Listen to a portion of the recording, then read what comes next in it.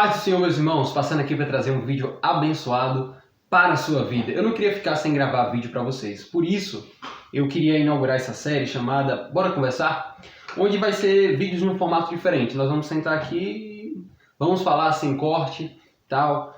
Não que eu não tenha me preparado para o vídeo, mas quero fazê-lo da forma mais espontânea possível. E hoje eu queria falar com vocês sobre o chamado, mas analisá-lo de duas perspectivas. Dois pontos que às vezes passam batidos quando a gente fala sobre chamado, sobre propósito. Quando a gente fala chamado e propósito, a gente pensa muito nas nossas vidas, pensa muito naquela pessoa que está sendo chamada. Mas eu queria abordar com vocês o chamado de dois olhares, dois pontos que às vezes passam batidos e que às vezes o nosso egoísmo, às vezes o nosso olhar para si mesmo, essa visão que temos somente de nós, do nosso próprio umbigo, deixa de fora, tá bom? E eu queria usar como exemplo Atos capítulo 9, que é o chamado e conversão de Paulo. Paulo foi assim um desses caras que chamado e conversão aconteceram junto, tá? Pertencer ao Senhor e fazer a obra de Deus, ser chamado para a obra de Deus, eles aconteceram num único evento, assim como Moisés também aconteceu da mesma forma. Pedro começou a seguir a Cristo, já sabia que seria um pescador de homens, né? Vinde e vos fareis pescadores de homens. E ele começou a seguir a Cristo e ele já sabia o seu chamado. Paulo, quem era Paulo? Quando a gente olha do capítulo 7 a 8 de Atos, a gente vê Paulo descrito como um perseguidor, e de fato Paulo foi um perseguidor da igreja. Paulo, ele encarcerou alguns irmãos, ele levantou uma grande perseguição contra o corpo de Cristo. Ele pensava que em nome de Deus ele tinha que fazer aquelas coisas.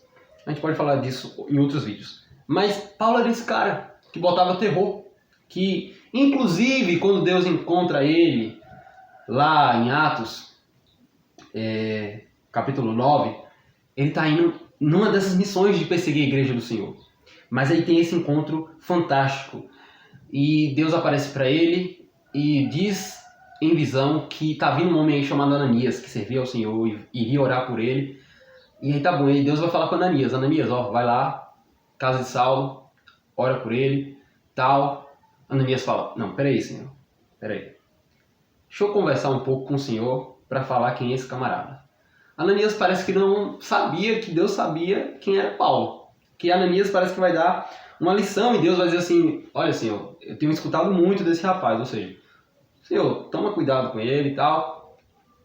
Ananias começa a falar para Deus quem era Paulo, como se Deus não soubesse. Paulo vai dizer depois, quando ele já se converte, lá em Gálatas, que Deus o tinha separado desde o ventre da sua mãe.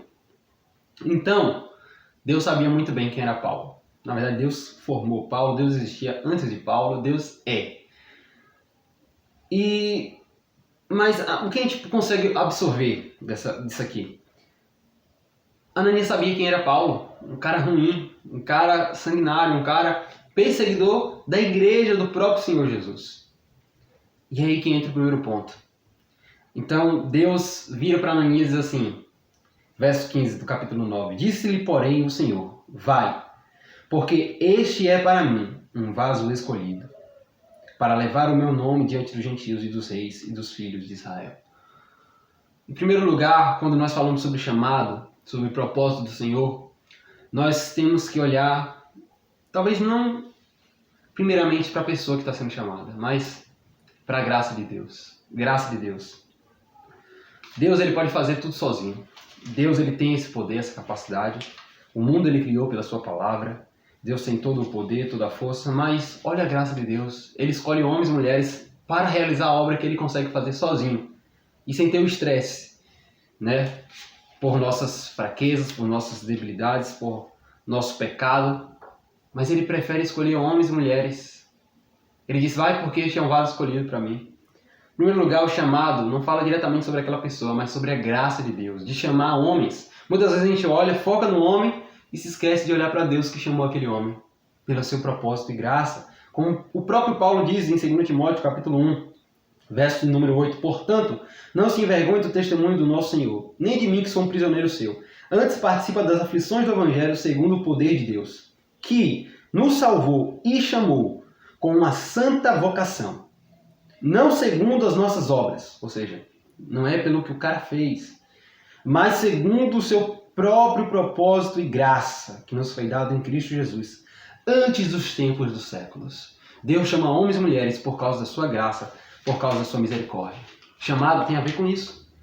E o segundo ponto que eu queria trazer é sobre, em primeiro lugar, a graça de Deus sobre a vida daquele indivíduo. Em segundo lugar, o propósito fala sobre alcançar as pessoas, ou seja, fala sobre o público que vai ser alcançado por causa do chamado gracioso de Deus. Ainda repetindo o mesmo verso de Atos 9:15, diz assim: Disse-lhe, porém, o Senhor: Vai, porque este é para mim um vaso escolhido, para levar o meu nome diante dos gentios e dos reis e dos filhos de Israel.